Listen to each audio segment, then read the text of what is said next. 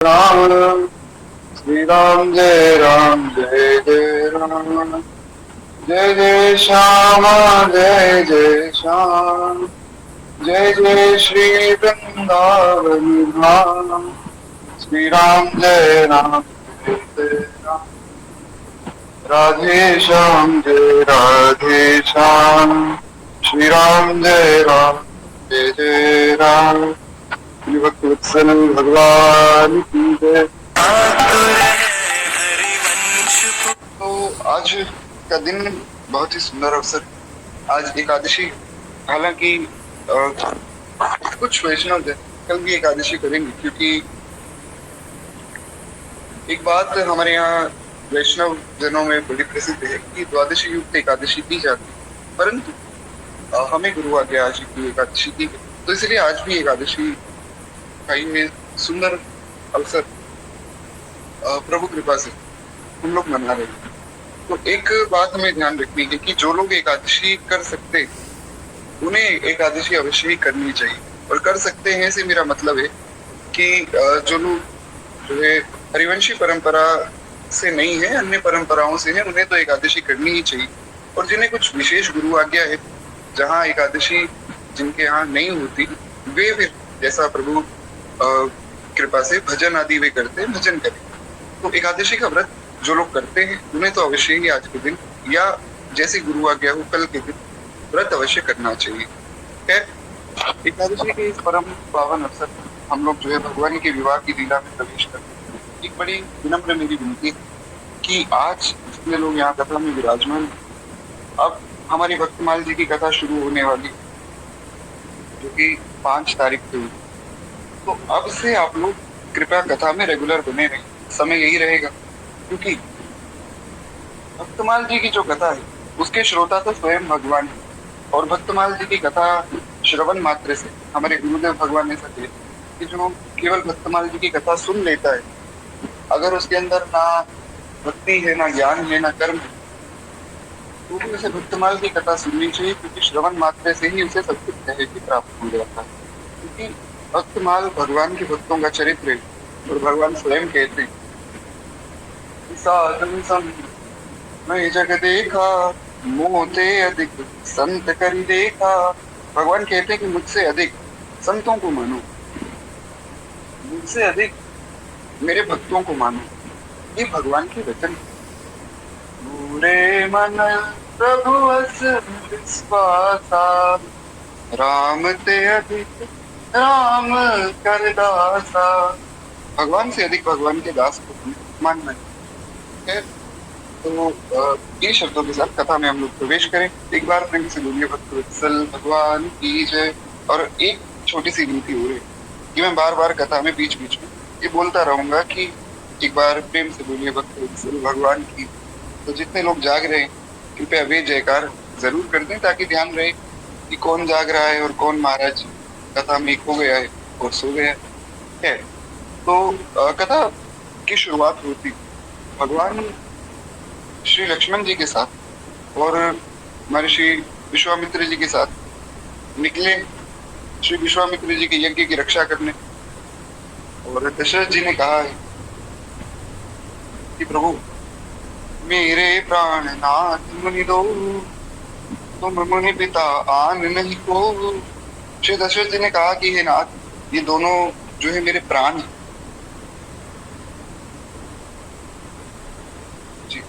है श्री दशरथ जी ने कहा कि हे प्रभु, ये दोनों मेरे प्राणों के समान है। राम और लक्ष्मण दोनों ही मेरी आंखों के समान है।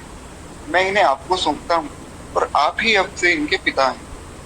यहाँ पर एक बड़ा विशेष भाव कि आप ही पिता हैं क्यों कहा गया, क्योंकि बहुत से ऐसे कर्म हैं जिनमें पिता की आज्ञा के बिना कुछ कार्य किया नहीं जा सकता है। जैसे कि विवाह। अगर विवाह में माता पिता की अनुमति ना हो तो किसी भी पुरुष का या किसी भी कन्या का विवाह संभव नहीं है। हालांकि आजकल तो ऐसा कुछ लोग नहीं मानते, जो कि गलत बात है, पर पहले के समय में शास्त्रों की बात पे बहुत बल दिया जाता था। तो इसीलिए दशरथ जी ने कहा कि हे मुनिराज, अब आप ही इनके पिता हैं और आप इनका विवाह करवा दीजिए, ऐसा उन्होंने संकेत में कह दिया। कहीं मेरी आवश्यकता पड़े तो आप अपनी तरफ से ही जो भी काम हो आप कर दीजिएगा। अब जब उन्होंने सौंपा तो विश्वामित्र जी भगवान को और श्री लक्ष्मण जी को लेकर चले। उसके बाद भगवान ने और श्री लक्ष्मण जी श्री विश्वामित्र जी के यज्ञ की रक्षा भी की और सुबाहु को भी मारा है, मारीच को भी भगवान ने दूर पे गिराया है। उसके बाद भगवान आगे बढ़े। जब भगवान आगे बढ़े तो भगवान ने एक शिला देखी। शिला देखी तो भगवान की दृष्टि गई। भगवान ने पूछा कि गुरुदेव ये शिला क्या है? और गुरुदेव ने कहा कि हे नाथ, आपकी कैसी करुणामय दृष्टि है। यहाँ से बहुत से लोग दिन भर गुजरते, परंतु किसी का ध्यान आज तक यहाँ गया ही नहीं कि एक शिला रास्ते में पड़ी है और एक आश्रम जो है खंडर हो चुका है, पर आपका ध्यान गया। भगवान कहते हैं कि गुरुदेव, जहाँ किसी का ध्यान नहीं जाता है, जिसको कोई भी स्वीकार नहीं करता है, उसको मैं स्वीकार करता हूँ। ये भगवान की करुणा है। इसीलिए संसार में अगर किसी का कोई भी नहीं, उसे ये ध्यान रखना चाहिए कि भगवान तो हमारे हैं। नित्य प्रति हमें भगवान से ये कहना चाहिए, हे नाथ, हे मेरे नाथ, मैं आपका, हे नाथ, हे मेरे नाथ, आप केवल मेरे ही। हे नाथ, हे मेरे नाथ, मैं आपको भूलूं नहीं। ऐसा परम श्रद्धेय स्वामी श्री राम सुखदास जी महाराज कहा करते। खैर, उस शिला को देखा और गुरुदेव से पूछा तो गुरुदेव ने कहा, गौतम नारी श्राप बस उपल देह धरि धीर, चरण कमल रज चाहती, कृपा करहु रघुबीर। श्री गुरुदेव ने कहा कि ये गौतम जी की नारी, गौतम जी जो है सप्त महर्षियों में एक महर्षि और उनकी ये नारी है, और उनके ये श्राप वश इनका ये ऐसा देह हो गया, ये शिला बन चुकी। कथा आप सब जानते हैं, उस कथा को पुनः कहने की आवश्यकता नहीं। तो हे प्रभु, अभी आपके चरणों की रज चाहती, आप कृपा करके अपने चरणों की धूल दीजिए ताकि इनका कल्याण हो। और उसके बाद जो है गोस्वामी जी ने बड़ा सुंदर छंद लिखा, किस प्रकार श्री अहिल्या जी का उद्धार हुआ। हम लोग केवल छंद को सुनेंगे, उसका पूरा भावार्थ नहीं सुनेंगे, क्योंकि हमें विवाह की कथा में प्रवेश करना है। तो केवल 2 मिनट मैं वो छंद यहाँ दोहराता हूँ, आप लोग प्रेम से सुनिएगा। ये छंद बहुत प्यारा है। इसको सुनने मात्र से हमारे मन के जितने विकार हैं वे दूर हो जाते हैं। इसीलिए मन में भाव उठा कि इस छंद से ही कथा की शुरुआत की जाए।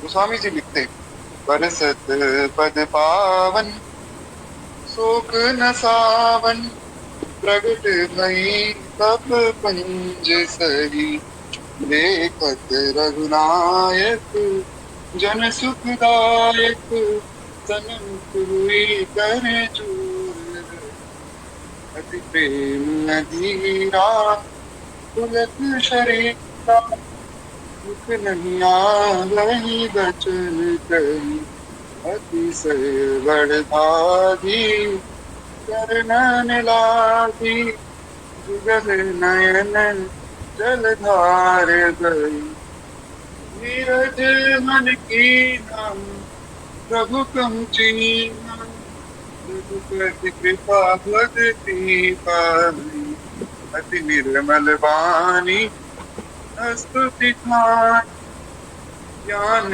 गम्य जय रघुराज, मैं नारी अपावन पर प्रभु जग पावन, रावण रिपुजन सुखदाई, राजीव विलोचन भव भय मोचन, पाहि पाहि शरणहि आई, मुनि श्राप जो दीना अति भल कीना, परम अनुग्रह में माना, देखूं भरि लोचन हरि भव मोचन, यही लाभ शंकर दान, विनती प्रभु मोरी मैं मति भोरी, नाथ न मांगहु बर आना, पद कमल परागा रस अनुरागा,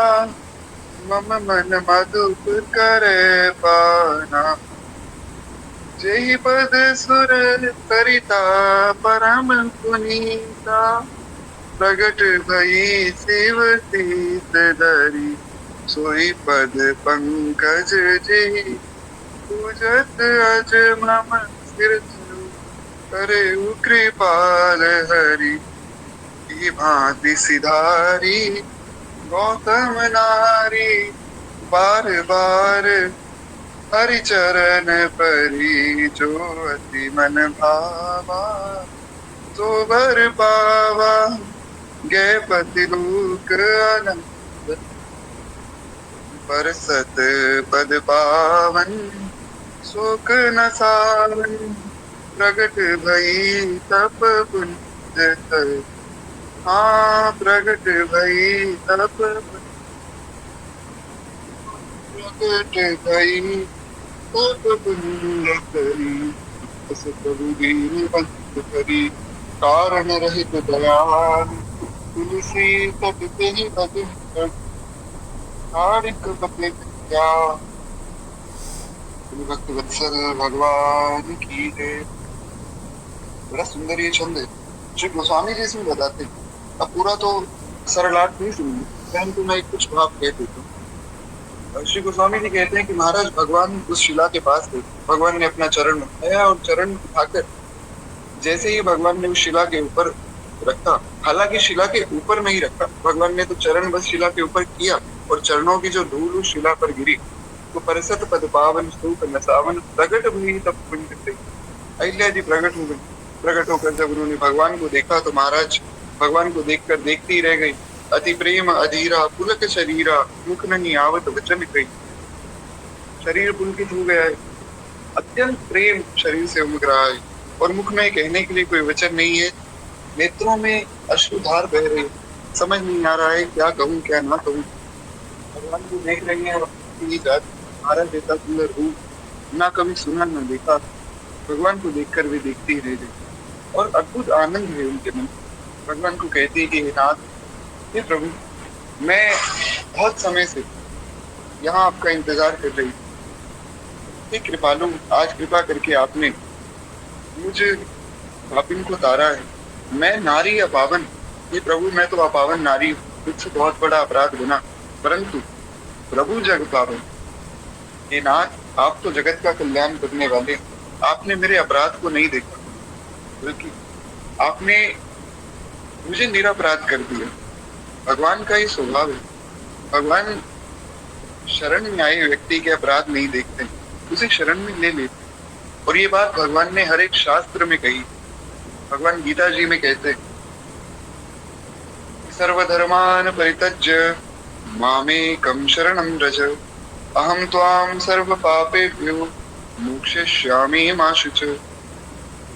अर्जुन को भगवान कहते हैं, अर्जुन सब धर्मों का त्याग करके केवल एक मेरी शरण हो जाओ, मैं तुम्हें सब पापों से मुक्त कर दूंगा। मैं तुम्हें मुक्त करूंगा, तुम निश्चिंत हो जाओ। मोक्षयिष्यामि मा शुचः, तुम मत डरो। यही बात भगवान वाल्मीकि रामायण में कहते हैं। भगवान कहते हैं, सकृतेव प्रपन्नाय तवास्मीति च याचते, अभयं सर्वभूतेभ्यो ददात्मे तत्व्रतं मम। भगवान ने कहा कि जो एक बार मेरी शरण में आकर कह दे, केवल एक बार मेरी शरण में आकर कह दे कि हे नाथ, हे मेरे नाथ, मैं आपकी शरण में हूँ, मैं उसे सब पापों से सब भय से मुक्त कर देता हूँ। यही बात भगवान मानस जी में कहते, कोटि विप्र बदलागनि जाहु, पाए शरण तजऊं नहीं ताहू। मानस जी में तो भगवान इतने उदार हो गए। भगवान ने कहा कि करोड़ों करोड़ों ब्रह्म हत्या किसी ने कर दी हो, एक बार मेरी शरण में आकर कह दे, केवल एक बार ये कह दे, हे नाथ मैं आपका हूँ, हे नाथ आप केवल मेरे, मैं उसे सब पापों से मुक्त करके उसे अपनी शरण में लेता हूँ। ये भगवान का स्वभाव। श्री गोस्वामी जी कहते हैं कि ऐसे भगवान को छोड़कर ये मूर्ख मन तो किसको भजने जा रहा है। और जो लोग ऐसे करुणा में भक्त वत्सल भक्त वांछा कल्पतरु शरणागत वत्सल भगवान को छोड़कर और किसी को बचने का सोचते भी हैं, वे मनुष्य हैं ही नहीं। अस प्रभु चारि भजहि जहि आना, ते नर पशु बिन पूंछ पशाना। जो लोग ऐसे करुणा में भगवान को छोड़कर और किसी को बचते, वे मतलब तो पशु, वे नर नहीं, वे पशु हैं, बस पूछ नहीं है तो राक्षस ही है तो पशु है। इसीलिए भगवान इतने करुणा में जो बार बार ये कह रहे हैं कि केवल मेरी शरण हो जाओ, तुम्हें और कुछ करने की आवश्यकता ही नहीं। बाकी का सब काम मेरा, तुम शरण में आ जाओ। ऐसे करुणा में भगवान को छोड़कर किसको भजे। पाई न केहि गति पतित पावन राम, भज सुन सठ मना। तो स्वामी जी ने मानस जी की इतनी सुंदर कथा कही, इतनी सुंदर कथा कहने के बाद अंत में क्या कहते हैं, अपने मन को समझाते। देखिए यही है ज्ञान। ज्ञान होने का अर्थ ये नहीं है कि आपने चार चीजें किसी शास्त्र में पढ़ ली और आप जा जाकर चिल्ला चिल्ला कर लोगों को कह रहे हैं कि देखो ये ऐसा है, ये ऐसा है। उसको ज्ञान होना नहीं कहते। ज्ञान का मतलब है कि अपने आप को जानना। तो स्वामी जी ने कथा अपने आप को सुनाई, वे किसी और को नहीं सुना। हमें समझना है, हम अगर यहाँ कथा में आकर बैठे सुबह सुबह का समय, तो हम कथा को सुने। ये ना हो कि हम कानों में ईयरफोन लगे हैं, कथा में बैठे भी हैं और महाराज बैठे बैठे सुनते सुनते सो गए, या बैठे हैं तो हमारा ध्यान नहीं, थोड़ा इंस्टाग्राम भी चल रहा है, पीछे से कथा भी चल रही है। कृपया ऐसा मत कीजिएगा, क्योंकि कथा सुनने मात्र से ही कल्याण करती है। हमारे गुरुदेव भगवान कहते हैं कि कलयुग में सबसे सरल उपाय भगवान को पाने का है भगवान की कथा। आपसे कुछ साधन ना बनता हो कोई बात नहीं, केवल भगवान की कथा ही सुनते रहिए, धीरे धीरे अपने आप ही सब कुछ होने लग जाए। तो गोस्वामी जी अपने मन को समझाते कि ऐसा कौन जिसने पतित पावन भगवान को भजकर उत्तम गति ना पाई हो। पाई न केहि गति पतित पावन राम, भज सुन सठ मना। ये मन, ये मूर्ख मन, मेरी बात को सुन समझ। ऐसा कौन है जिसने पतित पावन भगवान को भजा हो और परम गति ना पाई हो। आप देखिए भगवान का कोई भी अवतार, मीन, वराह, कमट, नरसिंह, वामन, परशुराम, राम, कृष्ण, कितने भगवान के अवतार हुए हैं।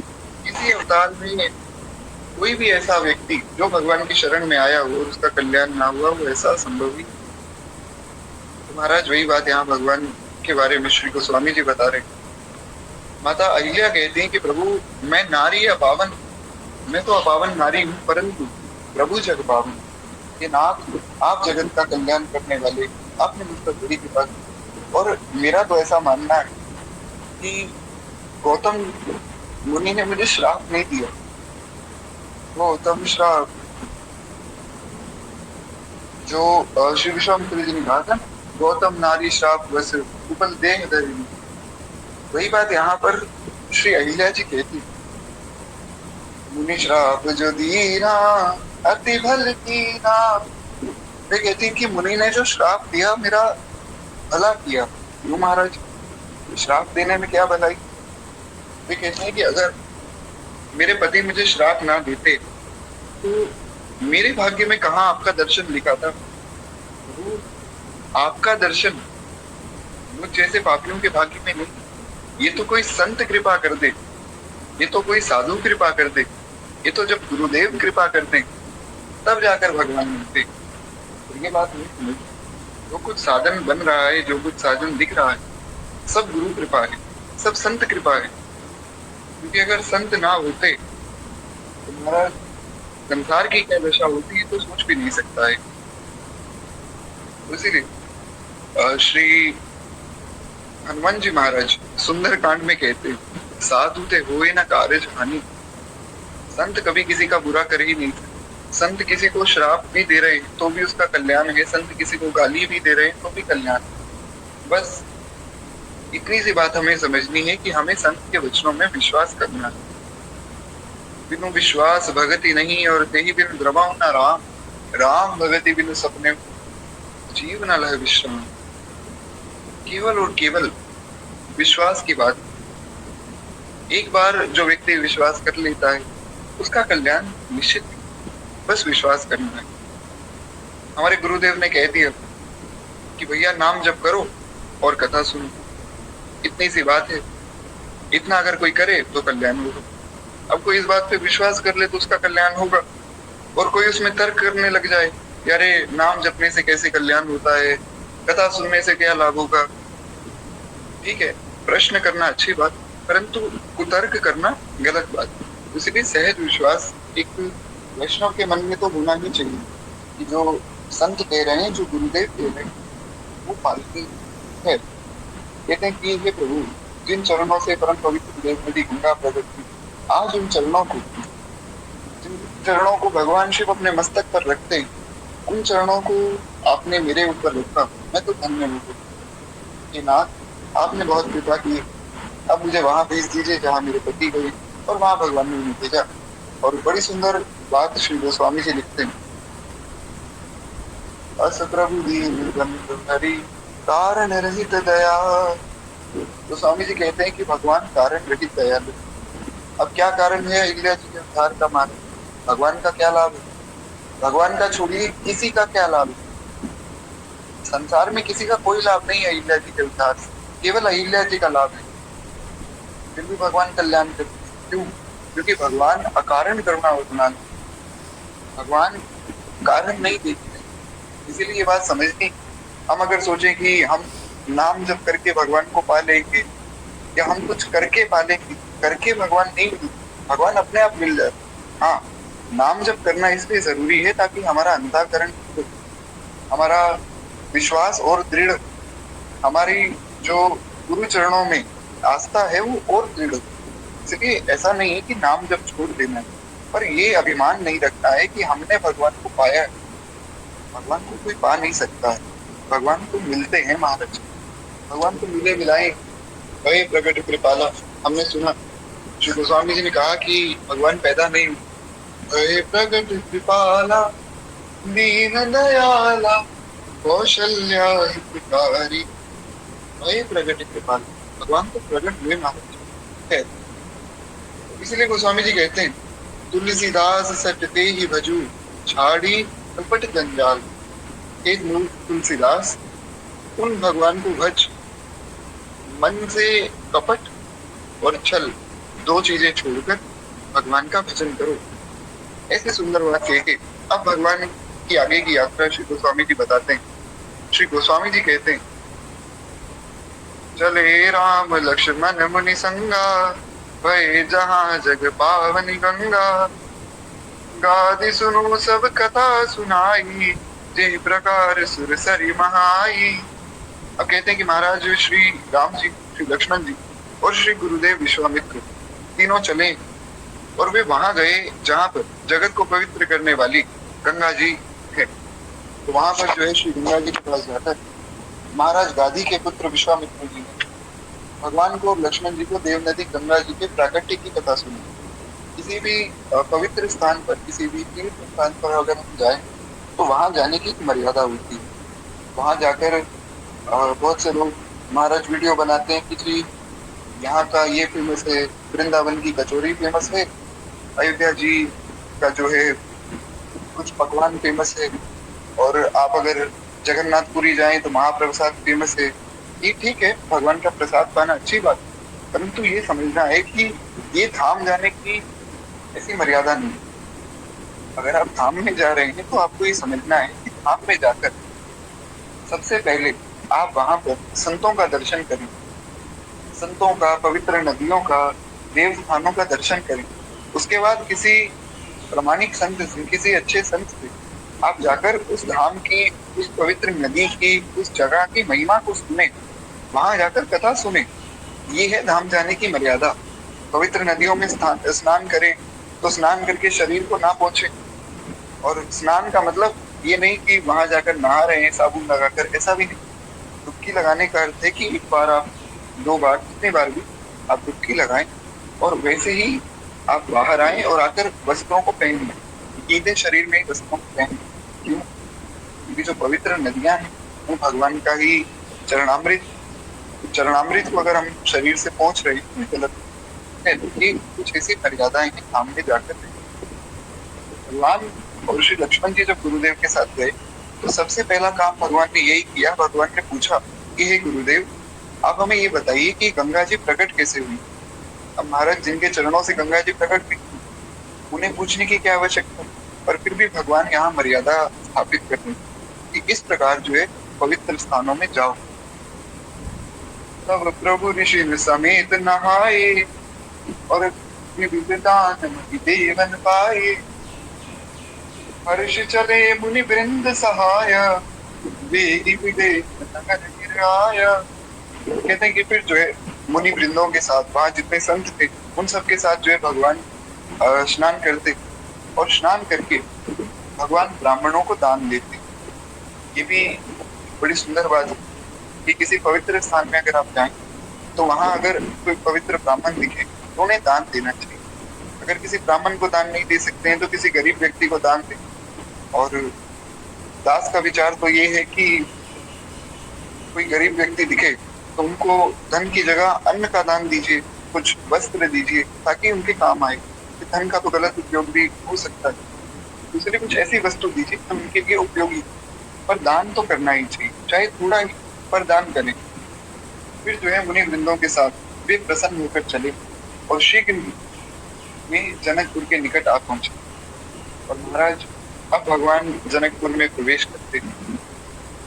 रमयता राम जब देखी हर्ष अनुज समेत विशेषी बापी कुंभ सरित सरनाना और सलित सिंहासन मुनि सोपाना।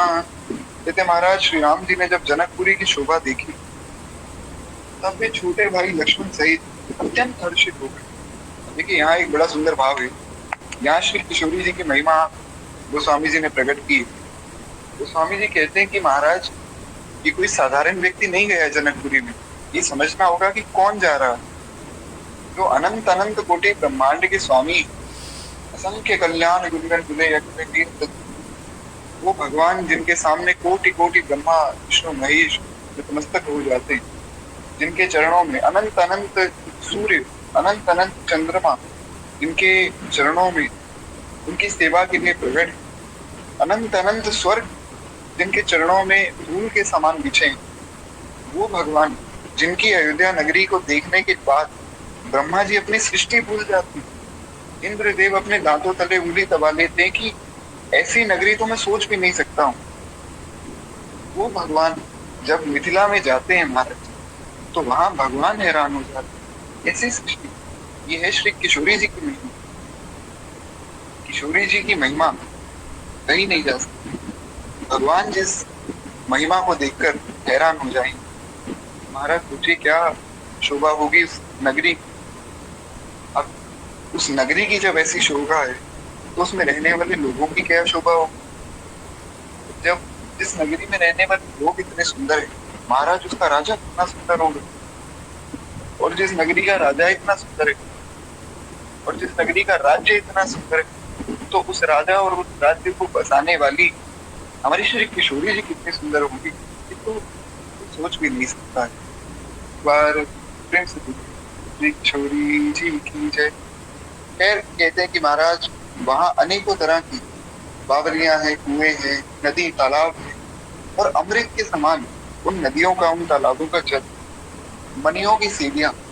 अब जो नदियां हैं, तालाब है, वहां पर साधारण सीढ़ियां नहीं, जो सीढ़ियां बनी नदी में उतरने के लिए उन पर मनी जड़े हुए, मकरंद के रस से मतवाले होकर भूरे सुंदर गुलजार कर रहे हैं। और रंग बिरंगे सुंदर पक्षी मधुर पुष्प, जो मधुर शब्द है वे कर रहे हैं। कुछ भोरे जो है मधुर पुष्पों पर बैठे गुंजार कर रहे हैं और बाकी जो पक्षी वे सुंदर शब्द कर रहे हैं। जैसे कोयल है बहुत सुंदर जो है गीत गा रही है। कहते हैं कि रंग रंग के जो है कमल खिले और सदा सुख देने वाला शीतल मंद सुगंधित जो है पवन बह रहा है। यानी कि जो हवा है वो बड़ी सुगंधित है, मंद है और बड़ी शीतल है। 3 प्रकार की सुंदर हवा हमारे यहाँ शास्त्रों में कही गई। आप कभी देखें, कभी ऐसा वातावरण हो कि मौसम बहुत ठंडा है, ना बहुत ज्यादा ठंडा ना बहुत ज्यादा गर्म, तो ठंडी हवा बह रही और मंद हवा बह रही। बहुत ज्यादा तेज हवा बहे तो भी व्यक्ति को थोड़ा सा तकलीफ होती, तो इसलिए मंद हवा, शीतल हवा और सुगंधित हवा जब चलती है तो बहुत आनंद आता है। तो बस वैसी ही हवा यहाँ नित्य चलती है।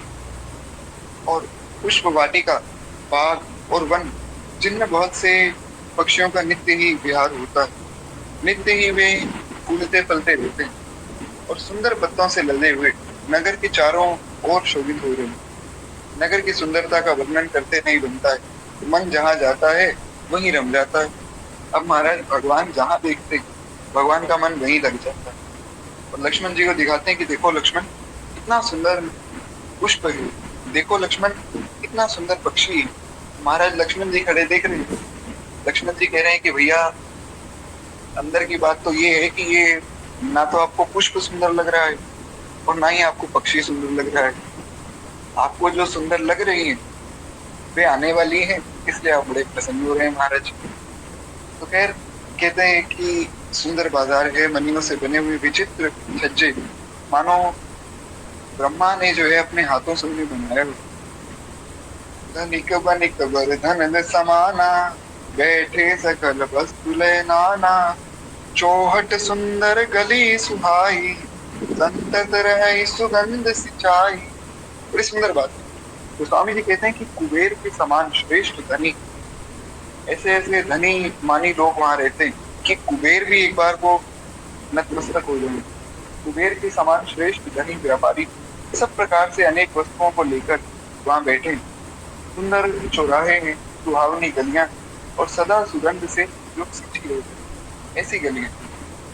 वहां की गलियां इतनी सुंदर हैं कि पहली बात तो पन्ना की दीवारें साधारण दीवारें नहीं, वहां दीवारें हैं हीरे मोती पन्ना इन सब की। और उनमें भी नित्य निरंतर जो है इत्र का छिड़काव किया जाता है। ऐसा वर्णन प्रेम रामायण में भी मिलता है।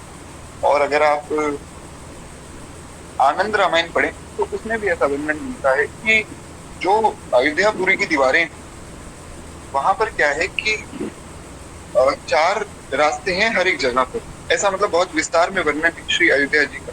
उसमें अयोध्यापुरी के वर्णन में कहा गया कि चार रास्ते हैं हर एक जगह पर, और उन रास्तों में जो दीवारें बनी वे पन्ना से बनी और उनमें भी छिड़काव किया जाता है नित्य।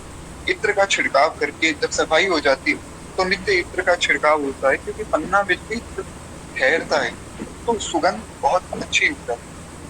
और वहां पर जो है अन्य भी कुछ ऐसे पदार्थ का छिड़काव किया जाता है जिससे वातावरण शुद्ध रहता है, ठंडा रहता है और सुगंधित रहता है। तो ऐसा ही यहाँ पर श्री मिथिला जी के बारे में भी वर्णन गोस्वामी जी करते हैं। कहते हैं कि महाराज सबके घर मंगलमय और उन पर सुंदर चित्र कड़े हुए हैं। पहले के समय में क्या होता था कि घरों में जो है बाहर लोग लिखवाते थे सीताराम, राधेश्याम, हरिशरणम, लक्ष्मी नारायण, ऐसा कुछ ना कुछ भगवान का नाम लिखवाते थे ताकि कोई घर के बाहर से निकले तो महाराज भगवान का नाम देखकर निकले, या घर में प्रवेश करे तो भगवान का नाम देखकर प्रवेश करे। पहले के लोगों के नाम भी ऐसे ही होते थे। आप देखें जो हमारे पुराने लोग हैं उनके नाम भी ऐसे ही राम नारायण, कृष्णा पंडित इत्यादि प्रकार से, ताकि कोई अगर नाम ले भी तो वे नाम भगवान के नाम से जुड़े और भगवान का नाम, भगवान का स्मरण हो। तो जी बिल्कुल बिल्कुल, जो भी कोई आ रहा है मैं तो खैर एक्सेप्ट कर ही रहा हूँ। तो आगे श्री गोस्वामी जी कहते हैं कि महाराज ऐसे सुंदर चित्र खड़े हुए। तो पहले के लोग क्या करते थे कि बाहर तुलसी का बगीचा, श्री तुलसी देवी को विराजमान करते थे और उनके पास में भगवान के चित्र लगाते थे थोड़ा ऊपर की ओर, ताकि उस चित्र पर कोई हाथ ना लग जाए, कोई पाँव ना लग जाए। तो वहां पर सुंदर सुंदर भगवान के चित्र लगाए जाते थे, भगवान का नाम लिखा जाता था। आजकल तो महाराज ऐसी हालत हो गई कलयुग में लोगों की, घरों के बाहर लिखवाते हैं बी वेयर ऑफ डॉग्स, कुत्तों से सावधान रहे। और आश्चर्य की बात यह है कि उस घर के अंदर कोई कुत्ता रहता ही नहीं। फिर क्या कहा जाए। तो जब भगवान का नाम लिखवाया जाता उससे बहुत लाभ होता था हमारा। अब जैसे आपको मैं एक उदाहरण दूं, सुंदरकांड आप सबने पढ़ा होगा या कभी ना कभी सुना होगा या फिर हमारी कथा में सुना होगा। सुंदरकांड में जब श्री हनुमान जी महाराज लंका पहुंचे, अब हनुमान जी ने देखा कि महाराज इस लंका में मैं कहाँ ढूंढूं जानकी जी को। लंका में तो सब लंका निश्चर निकर निवासा, यहाँ तो सब राक्षस रहते हैं। फिर अचानक से उनकी दृष्टि पड़ी, रामायुध अंकित गृह शोभा वरिष्ठ न जाय, नव तुलसी का वृंदतः एक ही हर्ष कपिराय। श्री हनुमान जी ने देखा कि एक घर है जिस घर के बाहर लिखा है राम, और वहां पर तुलसी महारानी विराजमान है, तुलसी जी का सुंदर पौधा है, घर के बाहर लिखा है राम। हनुमान जी हैरान हो गए, लंका निशिचर निकर निवासा, यहाँ कहाँ सज्जन कर वासा, मन तरक करे कपिलादा, यही समय विभीषण जागा। श्री गोस्वामी जी कहते हैं कि महाराज हनुमान जी सोच रहे हैं कि लंका में तो राक्षस रहते हैं, यहाँ पर कौन सज्जन आ गया जिसके घर के बाहर राम लिखा है और तुलसी जी का वृक्ष है। हनुमान जी ने सोचा भाई घर के बाहर अगर राम लिखा है, तुलसी महारानी विराजमान है, फिर तो कोई ना कोई वैष्णव ही होंगे, पक्की बात है। तो अब लंका जैसे देश में जाकर एक वैष्णव दूसरे वैष्णव की पहचान करे तो करे कैसे? ऐसे घर के बाहर भगवान का नाम लिखवाओ, घर के बाहर सुंदर भगवान के चित्र लगाओ, घर के बाहर जो है श्री तुलसी देवी को विराजमान करो, बाहर नहीं मतलब घर के आंगन में, ताकि कोई बाहर से देखे तो भी तुलसी महारानी का दर्शन। तो इस प्रकार की व्यवस्था कम से कम होनी चाहिए ताकि भगवान का स्मरण है। तो श्री गोस्वामी जी कहते हैं कि श्री मिथिला नगरी में सब लोगों के घरों के बाहर ऐसी ही शोभा है, और जिन्हें मालूम कामदेव ने खुद आकर वहाँ चित्रकारिता की हो, इतने सुंदर सुंदर भगवान के चित्र वहां बने हुए हैं। नगर के स्त्री पुरुष सब सुंदर पवित्र और साधु धर्मात्मा ज्ञानी और गुणवान जितने भी लोग हैं, वे सब भगवान का नाम जप रहे हैं। कोई कीर्तन कर रहा है, कोई बैठकर सुंदर सजावट कर रहा है, किसी न किसी प्रकार भी सेवा में लगे। धाम में जाकर अगर आप सोहनी सेवा भी करते, अगर आप धाम में जाकर सफाई भी करते हैं, तो वो भी भगवान की सेवा है, क्योंकि भगवान का धाम और भगवान अलग नहीं है। इसलिए कोई ना कोई सेवा हर एक व्यक्ति कुछ ना कुछ कर रहा है। अति अनूप जहाँ जनक निवास हो, कहीं विलास हो। कहते हैं जहाँ जनक जी का अत्यंत अनुपम निवास स्थान है, वहाँ के विलास को देखकर देवता भी थकित हो जाते हैं। एक बड़ी प्यारी कथा है, एक बार आपको एक कथा सुनाता हूँ। हुआ क्या कि हालांकि कथा आगे आने वाले प्रसंग से जुड़ी हुई है, पर हम यहाँ मिथिला जी की महिमा सुन रहे हैं तो यही सुन ली। ये कथा शायद अध्यात्म रामायण में है या फिर आदि रामायण में, ये मुझे ध्यान में नहीं, परंतु है कथा प्रमाणिक संतों से ही मैंने सुनी। एक बार की बात है, एक बार हुआ क्या कि महाराज जानकी जी का स्वयंवर होना था, तो सब देवता आने वाले थे। तो इंद्रदेव ने सोचा कि भाई जानकी जी का स्वयंवर है, बेटी का स्वयंवर है, तो जो बेटी का पिता होता है, जो कन्या का पिता होता है, उनको थोड़ी चिंता अधिक रहती है कि कहीं कोई गलती ना हो जाए, कहीं कोई भूल चूक ना हो जाए, कोई कमी ना रह जाए, कि बाद में लोग कहेंगे कि देखो अपनी बेटी के विवाह में इन्होंने ये चीज नहीं की। तो उनको थोड़ी अधिक चिंता रहती है। तो जो आसपास के लोग हैं वे सहायता के लिए हमेशा तैयार रहते हैं कि कोई काम हो तो हमें बताइए, हम भी सहयोग कर दें, क्योंकि हमारे यहाँ शास्त्रों में वर्णन है कि जो बेटियां हैं वे सबकी होती, तो इसलिए सब लोग सहयोग करते। तो इंद्रदेव ने सोचा कि भाई हम भी चलें, जरा जनक जी से हालचाल ले हमें और पूछ लें, कोई काम हमारे लायक कोई सेवा है तो हम भी सेवा करते हैं। तो महाराज इंद्रदेव जनकपुरी में पहुंचे। जनकपुरी को पहली बार देखा तो इंद्रदेव तो महाराज मूर्छित होकर गिर गए, बोले इतनी सुंदर नगरी।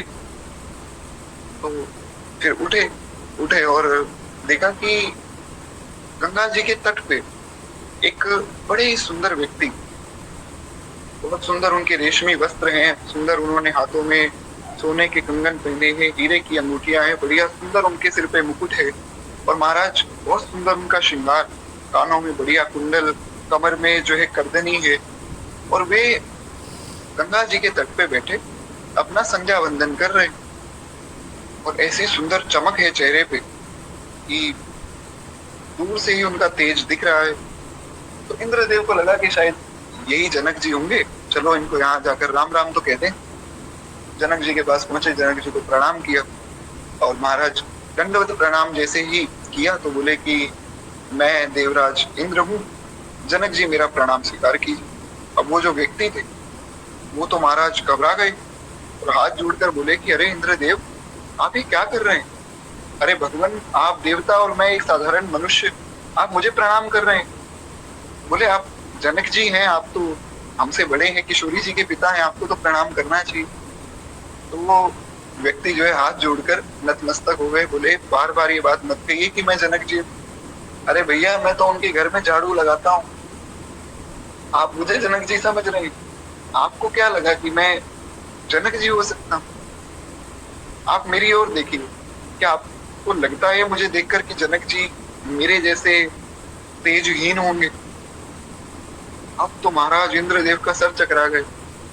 बोले इतना बड़ा विद्वान, इतना तेजमय व्यक्ति, इतना सुंदर श्रृंगार करके जब यहाँ खड़ा है और वो कह रहा है कि मैं जनक जी के घर में झाड़ू लगाता हूँ, तो जनक जी के घर में रहने वाले लोग कितने सुंदर होंगे और जनक जी स्वयं कितने सुंदर होंगे, और उस सुंदरता को प्रदान करने वाली श्री किशोरी जी की क्या सुंदरता होगी।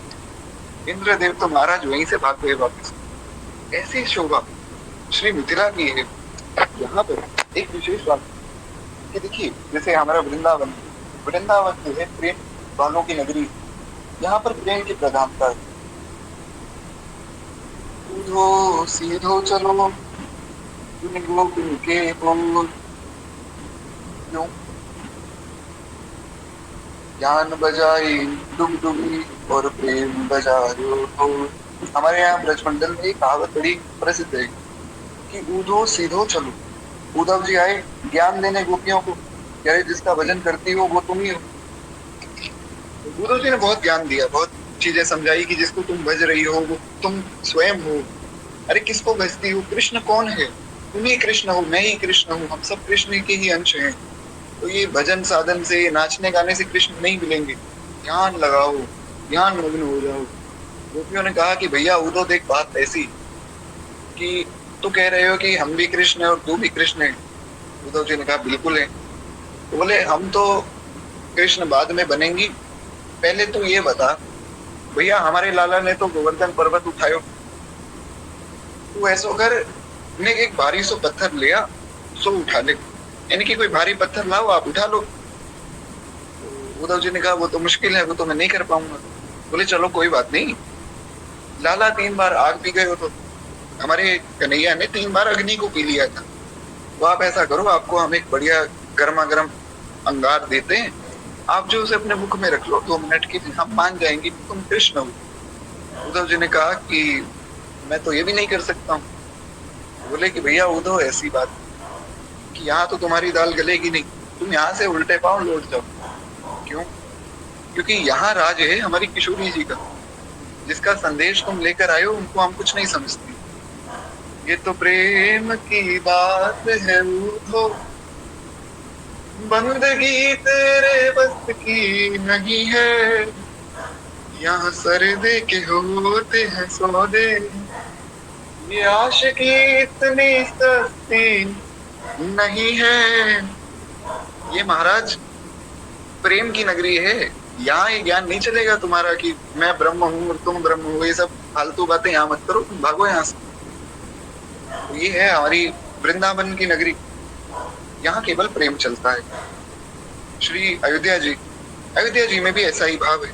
वहां सबका यही भाव है कि हमारे रामलला तो रामलला है, पैदा हुए, खूब सुंदर लीला की और विवाह हुआ, बस। इसके बाद की लीला वो नहीं जानते हैं कि कोई रावण था, कोई किशोरी जी को ले गए, कुछ नहीं।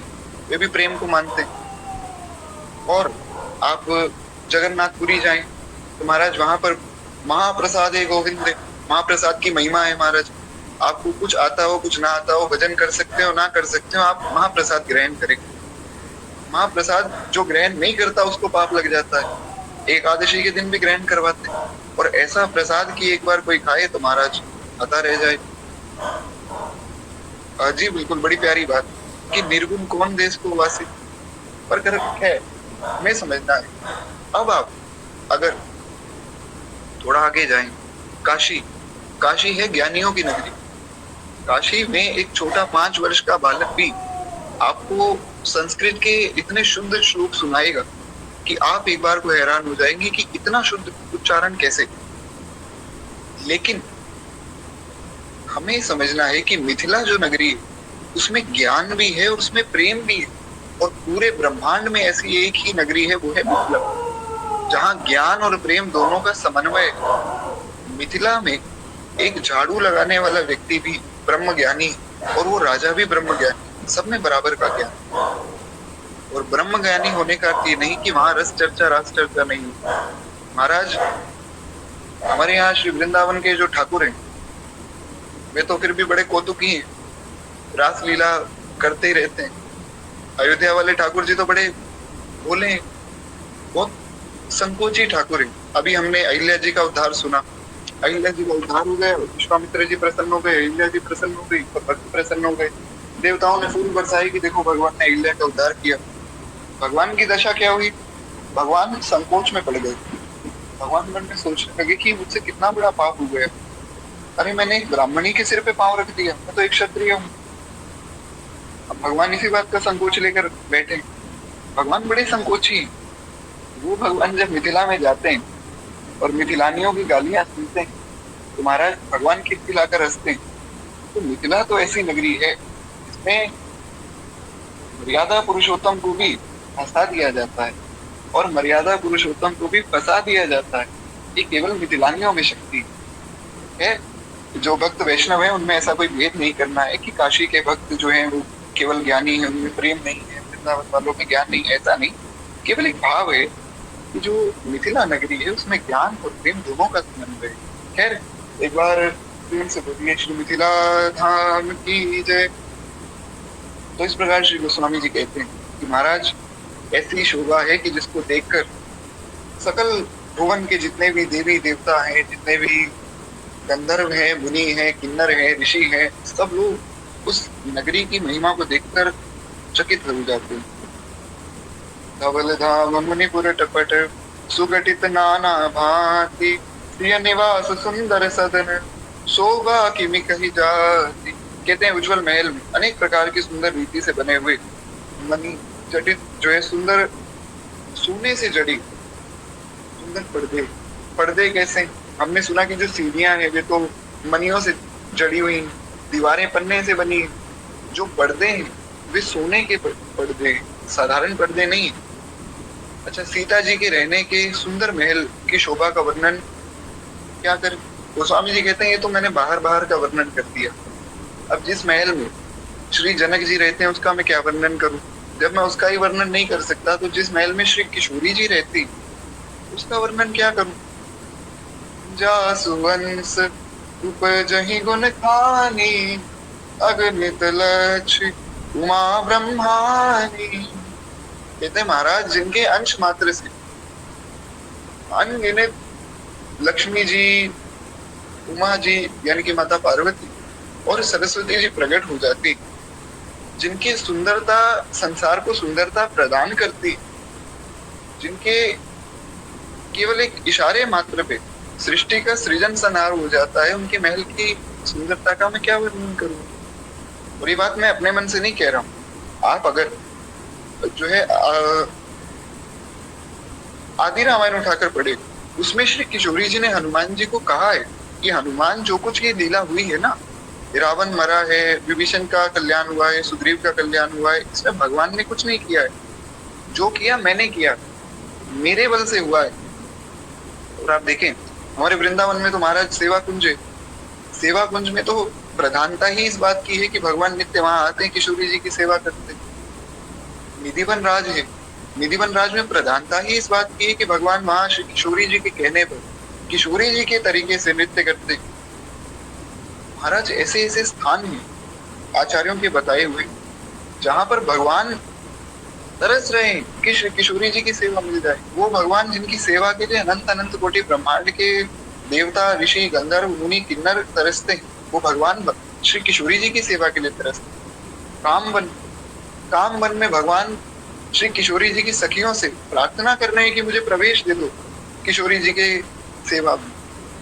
क्या अद्भुत महिमा होगी श्री किशोरी जी की, कौन कहे महाराज। तो खैर कहते हैं कि महाराज ऐसी शोभा उस महल की है जो कहा नहीं जा सकता। राजमहल के सब दरवाजे बड़े सुंदर हैं, जिनमें वज्र के समान किवाड़ लगे, बड़े मजबूत, वज्र मतलब बहुत मजबूत वो दरवाजे हैं, और बहुत सुंदर चमक भी उनकी है, क्योंकि वज्र जो है बहुत चमकता है। उसी प्रकार ये जो दरवाजे हैं मजबूत भी हैं और हीरे से बने हैं, तो महाराज चमकेंगे भी। कहते हैं वहां जो है राजाओं, नटों, मागधों, भाटों की भीड़ लगी रहती है। जितने भी बाकी देशों के राजा हैं और जितने भी भाट हैं, भाट यानी कि जो लोग जो नृत्य करते हैं, गाते हैं, जो कलाकार होते हैं उन्हें भाट कहा जाता है। ये सब भाट वहां पर भीड़ लगाकर खड़े हैं कि हमें अंदर प्रवेश मिले, हम कुछ ना कुछ करके दिखाएं।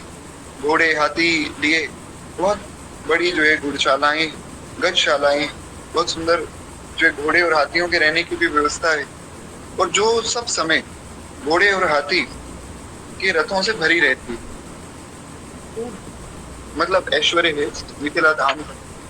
तो स्वामी जी कहते हैं कि महाराज बहुत से शूरवीर मंत्री और सेनापति हैं, उन सबके घर भी राजमहल के समान सुंदर है। कितनी करुणा है श्री जनक जी महाराज के हृदय में कि जो उनके यहाँ के मंत्री हैं, सेनापति हैं, उन सबके महल भी उन्होंने अपने महल के समान सुंदर बनवाए।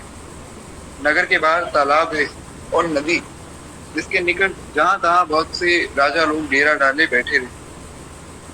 अब एक भाव ये है कि महाराज भगवान का धाम मिल जाए, किसी प्रकार धाम का निवास मिले। तो इसलिए बहुत से राजा ऐसे हैं जो अपना राज्य छोड़कर आए कि हमें मिथिला में रहने को जगह मिल जाए। जगह मिली नहीं तो उन्होंने क्या किया कि जो मिथिला के बाहर नदी है, उस नदी के किनारे बैठ गए कि कोई बात नहीं, राज्य गया सो गया, हम तो मिथिला जी में प्रवेश पाना चाहते, बस किशोरी जी की नगरी में हमें स्थान मिल जाए। आप देखेंगे कि आप कोई भी पवित्र स्थान जाइए, मिथिला जी जाइए, बरसाना जाइए, श्रीधाम वृंदावन, श्रीधाम अयोध्या जाइए, वहां बहुत से लोग आपको मिलेंगे जो फुटपाथ पर ही सो रहे हैं कंबल बिछाकर, और बहुत समय से सो रहे हैं। महाराज उनसे कोई पूछे कि भैया आपको कोई कष्ट है? कोई कष्ट नहीं, खूब आनंद है। हम श्री ठाकुर जी के, श्री किशोरी जी के चरणों में पड़े, महाराज खूब आनंद है। कनक भवन दरवाजे पड़े रहो, जहाँ सिया राम जी विराजे पड़े रहो। श्री राजेश्वरानंद जी महाराज बड़े अद्भुत महात्मा हुए। वे कहते थे कि भैया तुमसे कुछ बने ना बने, कनक भवन के दरवाजे जाकर पड़ जाओ, भगवान अपने आप देख लेंगे।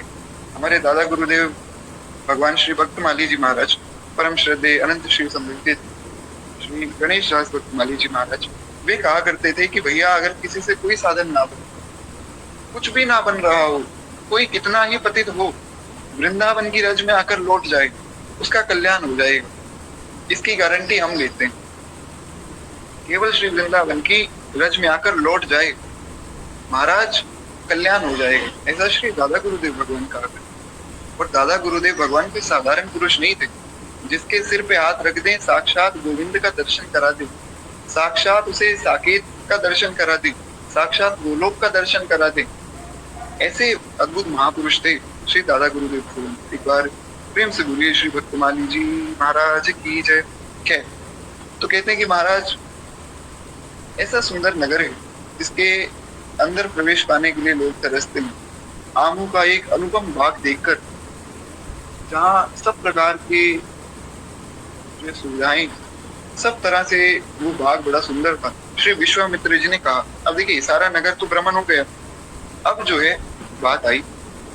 श्री विश्वामित्र जी कहते हैं, कौशिक कयो मोर मुन माना, क्या कि इहाँ रहे रघुबर सुजाना।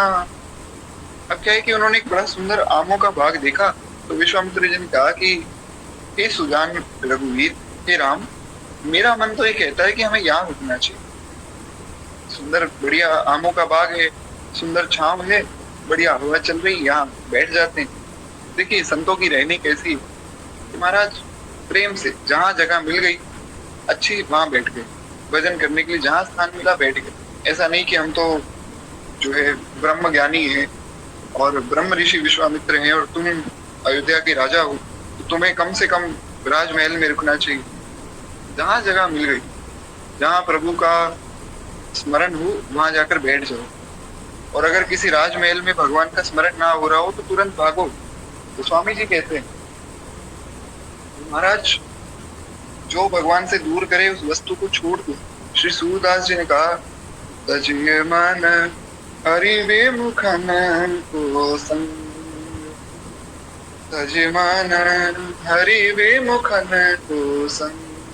कहते हैं कि महाराज अपने मन को, श्री सूरदास जी समझा रहे हैं कि ये मन जो हरि विमुख हैं उनके संग को त्याग दो। तुरंत भागो, डरो उनसे कि ये मुझे भगवान से दूर कर देंगे।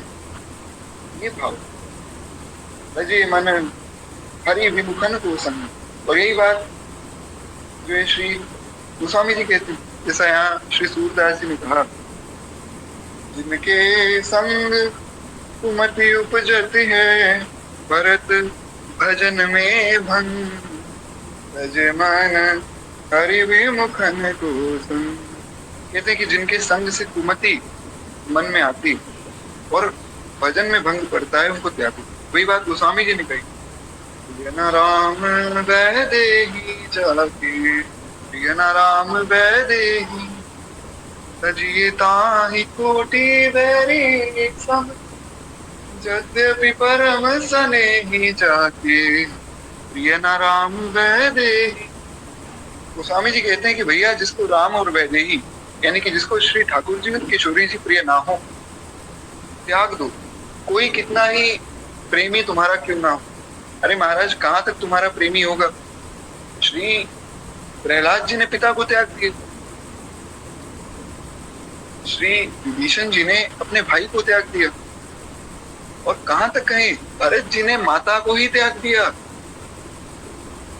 लेकिन भगवान से जो विमुख है उसको त्याग दो। इसका ये मतलब नहीं कि आप घर बार छोड़ के भाग जाएं। इसका मतलब ये है कि जो भगवान के विरुद्ध कोई बात बोलता है, उस बात को स्वीकार मत कीजिए।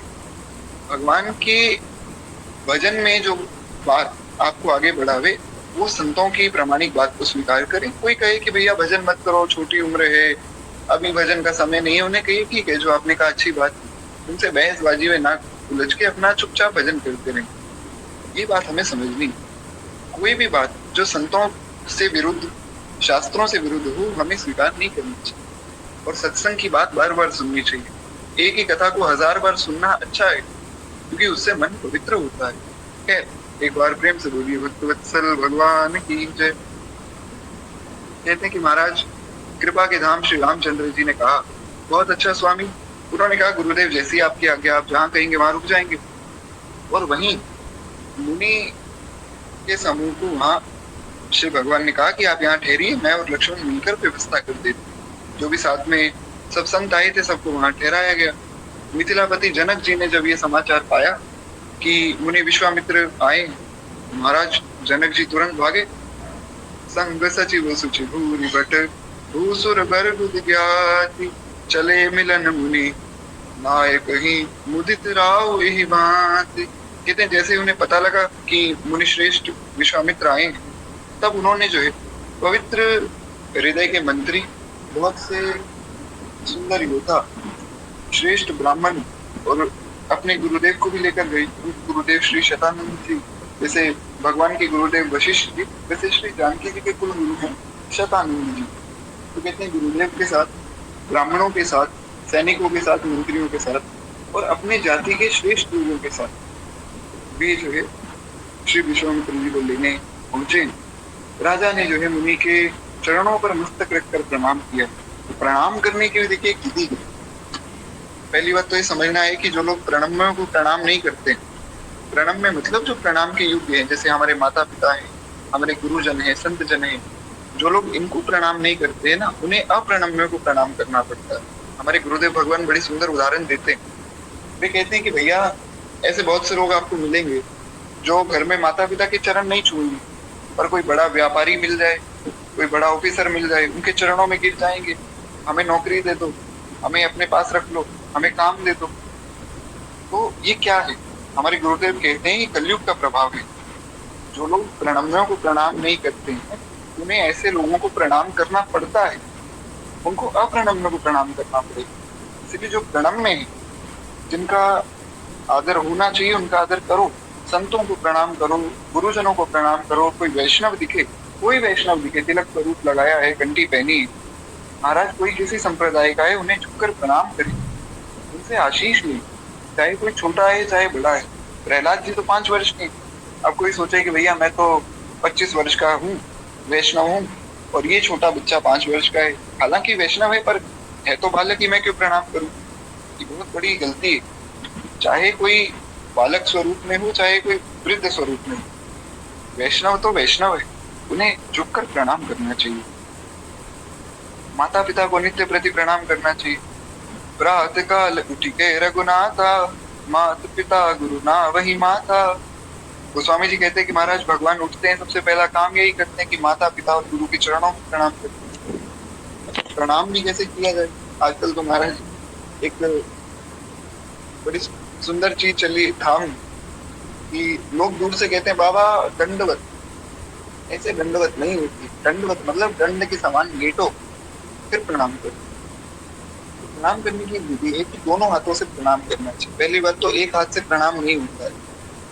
आप देखेंगे बहुत से लोग जो है थोड़ा सा झुकते हैं। पहली बात तो पूरा झुकते नहीं, घुटनों तक झुकते हैं। उसमें भी एक हाथ घुटने पे लगाया और लो जी हो गया प्रणाम। ये प्रणाम नहीं है, बल्कि इससे पाप और लगता है। तो दो हाथ से प्रणाम किया जाता है। दाहिने हाथ से बायां चरण, बाएं हाथ से बायां चरण, ऐसे प्रणाम करे तो सबसे श्रेष्ठ माना गया। तो इस प्रकार जो है प्रणाम किया जाता है। खैर यहाँ पर आप देखिए कितना सुंदर प्रणाम महाराज जनक कर रहे हैं कि इन प्रणाम चरण धरी माथा, दीन आशीष मुदित मुनि नाथा। जब मस्तक जो है उन्होंने चरणों में रखा तो मुनि के मन से आशीष निकली। तो उन्होंने खूब आशीर्वाद दिया। विप्रवृंद सब सादर बंदे, जानी भाग्य बढ़ राहु आनंदे। कहते हैं फिर सारी जो है ब्राह्मणों की मंडली को आदर सहित प्रणाम किया और अपना बड़ा भाग्य जानकर राजा बड़े आनंदित हो गए। बार बार जो है कुशल प्रश्न करके श्री विश्वामित्र जी ने राजा को बैठाया और उसी समय जो है दोनों भाई आ पहुंचे। अब जो है दोनों भाई फुलवाड़ी देखने गए थे। श्री राम जी ने कहा था कि लक्ष्मण आओ जरा हम ये बगीचा देख कर आए फूलों। अब वो बगीचे में क्या हुआ वो हम सुनेंगे, पर अभी जो है गोस्वामी जी कहते हैं वे दोनों भाई वहां से आए और आकर जो है उन्होंने भी सबको प्रणाम किया है। सुकुमार और किशोर अवस्था वाले श्याम और गौर वर्ण के दोनों भाइयों, कुमार नेत्रों को सुख देने वाले, सारे विश्व के चित्त को चुराने वाले उन भगवान को जब देखा, जब रघुनाथ जी आए तो सभी उठकर खड़े हो गए। विश्वामित्र जी ने जो है उनको अपने पास बैठाया और पूछा कि बताओ वहां क्या हुआ। तो महाराज उस फुलवाड़ी में क्या क्या हुआ वो हमें सुनना है, पर यहाँ से जो है मुख्य जो रस की चर्चा है वो शुरू होती। अब मेरी बड़ी विनम्र विनती कि अब जो है सब लोग थोड़ा और ध्यान से सुने। हालांकि बस 10-15 मिनट में आपके और लूंगा और अब से जो है कथा में रेगुलर रहिएगा जरूर, ताकि आप इस रस का अनुभव कर सकें। प्रयास करेंगे जितने प्रभु कृपा से, गुरु कृपा से पद ध्यान में, सब पदों के माध्यम से हम ये कथा को सुनेंगे, क्योंकि पद में सुनने में ज्यादा आनंद आता है। खैर एक बार प्रेम से बोलिए श्री भक्तवत्सल भगवान की जय। एक बड़ा प्यारा भाव है कि महाराज नहीं अभी वो वाला पद नहीं होगा, कोई आया सखी फुलवरिया में, वो तो अभी आगे होगा, वो कल की कथा में होगा। अभी तो पहले भगवान को प्रवेश करवाएंगे। पहली बात तो ये हुई कि महाराज भगवान वहां पहुंचे हैं। उस वन में जब पहुंचे, उस फुलवाड़ी में पहुंचे, तब क्या हुआ पहले हम वो सुनिए। तो खैर गोस्वामी जी कहते हैं महाराज सब देख दो गाता, बार भी हो तुम पुलकित गाता, मूर्ति मधुर मनोहर देखी, विदेह विदेह विशेष। कहते कि महाराज दोनों भाइयों को देखकर सब सुखी हो गए और सबके नेत्रों में जल भर आया और शरीर रोमांचित हो गया। राम जी की मधुर मनोहर मूर्ति को देखकर विदेहराज जनक विदेह हो गए। अब तो महाराज ऐसी सुंदर शोभा है श्री भगवान की। विदेहराज जनक, अच्छा देखिए ये बात समझिए, ये बात ध्यान रखिएगा कि विदेहराज जनक कोई साधारण व्यक्ति नहीं। विदेहराज जनक ब्रह्म ज्ञानी है। ब्रह्म ज्ञानी कौन? ब्रह्म ज्ञानी वो होते हैं महाराज जो भगवान के सगुण रूप को स्वीकार नहीं करते। वो कहते हैं अरे भगवान तो निर्गुण निराकार है, सगुण नहीं है, भगवान का कोई रूप नहीं है। अच्छी बात है, ठीक है, वो भी एक मार्ग है, लेकिन जब भगवान सामने आते हैं तब उन ब्रह्म ज्ञानियों की क्या दशा हो जाती है, ये समझना बहुत आवश्यक। अच्छा एक भाव है, एक प्रश्न आया था पिछली बार एक व्यक्ति ने बड़ा सुंदर प्रश्न किया, और महाराज ऐसे प्रश्न जब आते हैं तो मन बड़ा प्रसन्न हो जाता है कि लोग कितने ध्यान से कथा सुन रहे हैं। पिछली बार जब ये कथा हुई तो एक प्रश्न आया, उन्होंने कहा कि प्रभु जी, आप कहते हो कि भाई माता जो है हमारी श्री किशोरी जी, श्री जानकी जी, वे भक्ति स्वरूपा हैं और वे भगवान की पराशक्ति, वे सबको भक्ति प्रदान करती। तो श्री किशोरी जी के पिता वे ब्रह्म ज्ञानी कैसे? ठीक है, ज्ञानी होना अच्छी बात है, पर जब किशोरी जी के पिता हैं तो वे भक्ति मार्ग को क्यों नहीं चुनते? उनको तो भक्ति मार्ग में आना चाहिए। अब इसके पीछे एक बड़ा सुंदर भाव जो दास की समझ में आता है वो तो यही है कि वास्तव में तो जो जनक जी हैं वे भक्त ही हैं, वास्तव में वे शरणागत ही हैं, परंतु अपनी भक्ति को छिपाए हुए हैं। वे अपनी भक्ति को किसी के सामने प्रकाशित नहीं कर रहे, छिपा कर रखी है। जैसे हम मान लीजिए किसी को कोई हीरा मिल जाए, अब वो हीरे को बाहर तो रखेगा नहीं, अंदर कहीं तिजोरी में, उसके अंदर भी किसी और तिजोरी में छुपा कर रखेगा। उसी प्रकार ये समझना है कि जो जनक जी महाराज हैं, ऐसा हमें ये नहीं सोचना है कि वो भक्त नहीं है, वे परम भागवत हैं। उनकी गणना तो महाराज 12 महाभागवतों में की गई, लेकिन वे अपनी भक्ति को छिपा कर बैठे। अच्छा, वो हीरा दिखेगा कब? वो प्रकाशित कब होगी? वो प्रकाशित होगी अब जब भगवान सामने आए। अब वो जब प्रकाशित होगी तो महाराज बहुत सुंदर लगे, क्योंकि जब कोई हीरा देखना चाहता है उसको थोड़ा कहा जाए कि भैया अभी कुछ दिन रुको, तो उसके मन में लालसा बढ़ती है कि देखें, और लालसा बढ़ती है, और जब लालसा बढ़कर अपनी चरम सीमा पर होती, तब जब वो हीरे को देखता है तो आनंद से भर जाता है। और वही भाव यहाँ हमें देखते कि एक ऐसा भक्त जो अपने आप को छिपाकर बैठा है, जब उसका भाव प्रकट होता है तो कैसा आनंद आता है, हमें ये समझना है। तो स्वामी जी कहते हैं, दोनों भाइयों को देखकर सब सुखी तो हुए, सबके नेत्रों में जल भी भर आया, शरीर रोमांचित हो उठे। राम जी की मधुर मनोहर मूर्ति को देखकर विदेहराज जनक विदेह हो गए।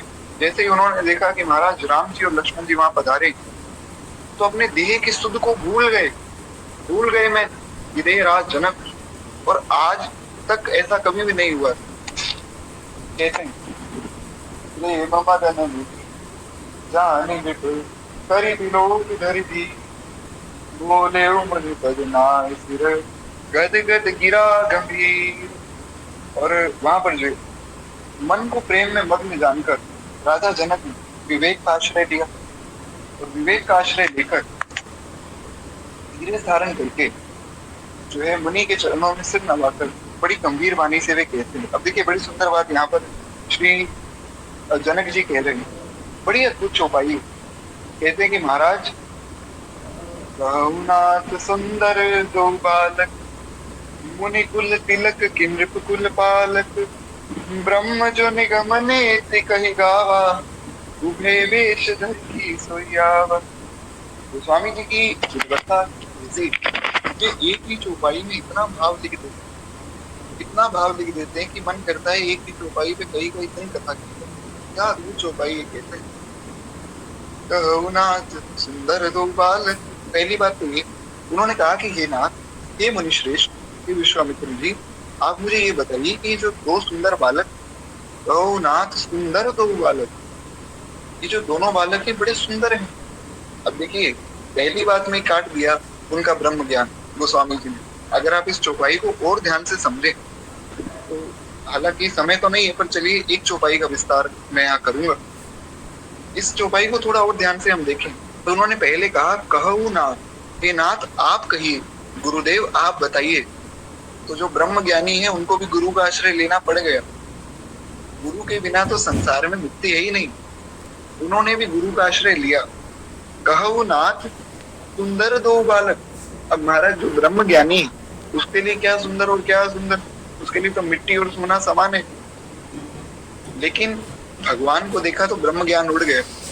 अब भगवान सुंदर लगने लग गए। ये समझना है। बहुत जो गहरी बातें, हम लोग इस चौपाई में बहुत डीप में जा रहे हैं। तो ये जो है ज्ञानियों की सभाओं में ऐसे चर्चा होती है। तो खैर कोई ये ना सोचे कि ऐसा मैं अपने मन से कह रहा हूँ, संतों से जो सुना है सो कह रहा हूँ। कहते कि महाराज, हे नाथ, आप मुझे कहिए कि जो दो सुंदर बालक हैं कौन है, मुनि कुल तिलक कि नृप कुल बालक? अब वे कंफ्यूज हो गए।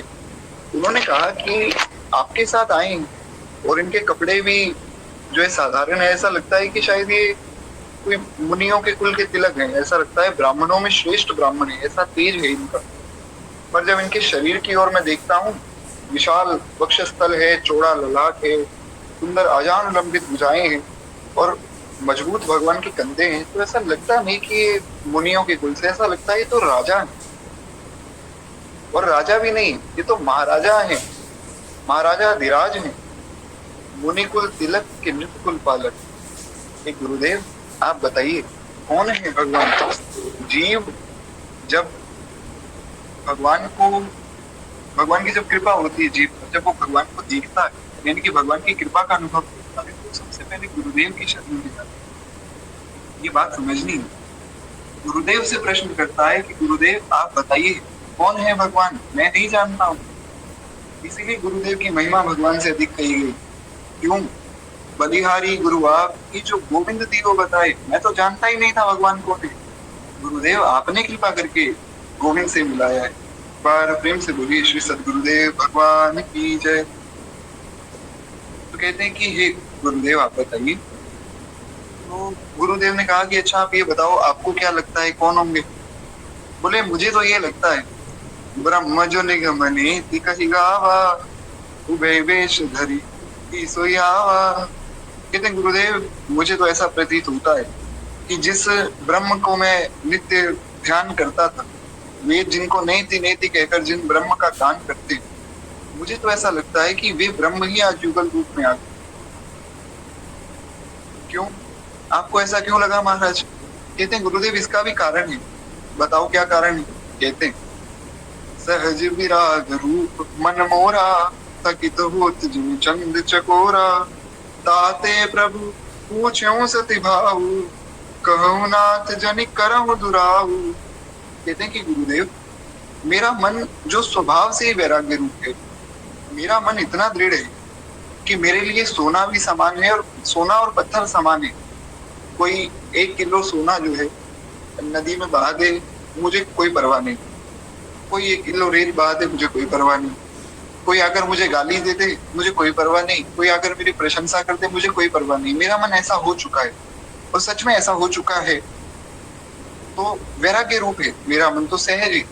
मुझे कुछ करना नहीं पड़ता है कि अपने मन को समझाना पड़ता है, अरे कोई बात नहीं, किसी ने बुरा कह दिया तो क्या हो गया, समझाना नहीं पड़ता, उनको बुरा लगता ही नहीं। ऐसा मन है। कहते हैं ऐसा मन होने के बाद भी इस तरह मेरा मन इनको देखकर मुग्ध हो गया, जैसे चंद्रमा को देखकर चकोर, जैसे चंद्रमा को चकोर देखकर नाचने लग जाता है, मेरा मन नाचने लग गया। आज तक तो ऐसा कभी हुआ नहीं। कहते हैं हे प्रभु, इसलिए मैं आपसे निश्चल भाव से पूछता हूँ, हे नाथ आप बताइए और छिपाव मत कीजिए। आप मुझे कहिए ये कौन है? प्रभु मुझे आप बताइए, छिपाव मत कीजिए। यही बात जीव अपने गुरुदेव से पूछता है कि गुरुदेव मुझे वो परम तत्व बता दीजिए, कौन है परम? यही बात अर्जुन ने भगवान से कही। कार्पण्य दोषो विपतयो स्वभाव, विच्छामि त्वां धर्मं चेत। कहते हैं प्रभु मैं आपका शिष्य हूँ, शिष्यास्ते हम शालिमां त्वां प्रपन्ना। कार्पण्य हूँ हे नाथ, आप मुझे वो रहस्य कहकर बताइए। इस प्रकार जब कोई प्रश्न करता है तब उसे रहस्य बताया जाता है, जो आजकल बहुत विकृत स्वरूप हो गया है। भगवान की कथाओं का रस चर्चा, रस चर्चा का आप देखेंगे रील में भी, महाराज इंस्टाग्राम की रील पे लोग ऐसी ऐसी बातें कह देते हैं कि देखो जी सेवा कुंज में तो ऐसी लीला हो रही है और निधिवन में ऐसी, ये सब चीजें बताने योग्य नहीं, क्षमा चाहूंगा बताने योग्य नहीं, व्यक्ति बताने योग्य नहीं। जो व्यक्ति जो सुन रहे हैं, जरूरी नहीं कि हर व्यक्ति बात तो, इसीलिए सब चीजें छुपा कर रखनी चाहिए। हमारे जो आचार्य हुए श्री स्वामी हरिदास जी महाराज, श्री हरिराम व्यास जी, श्री हरिवंश महाप्रभु जी, ये सब आचार्यों ने छिपाया क्योंकि उनका हृदय है ये कथाएं। ये केवल कथाएं नहीं, ये उनका हृदय है जो कि केवल पात्र व्यक्ति को ही मिलनी चाहिए।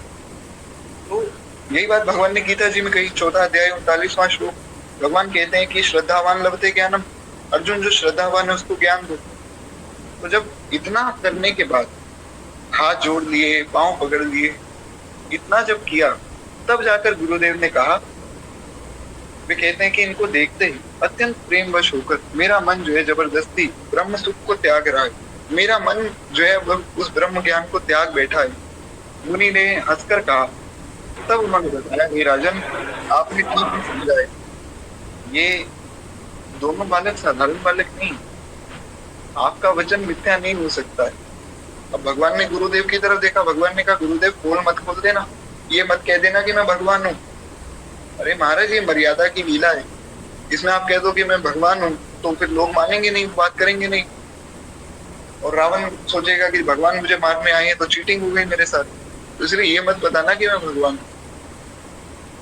लेकिन बताना भी है। गुरुदेव ने एक युक्ति निकाली। भगवान का जो भक्त होता है बड़ा चालाक होता है। उन्होंने क्या युक्ति निकाली, वे कहते हैं, ये प्रिय सब ही जहां अलग प्राणी, मन मुस्काही राम सुनिबानी, रघुकुल मणि दशरथ के जाए, मम हित लागी नरेश पठाए। कहते जगत में जहां तक प्राणी है ये सभी के प्रिय है। इस चौपाई के दो भाव हैं, ये प्रिय सब ही जहां लगी प्राणी। पहला भाव तो ये कि जगत में जहां तक प्राणी है ये सबके प्रिय है। दूसरा भाव ये कि ये संसार में सबको प्रेम करते हैं। अब ऐसा तो केवल एक ही व्यक्ति हो सकता है, वो है भगवान।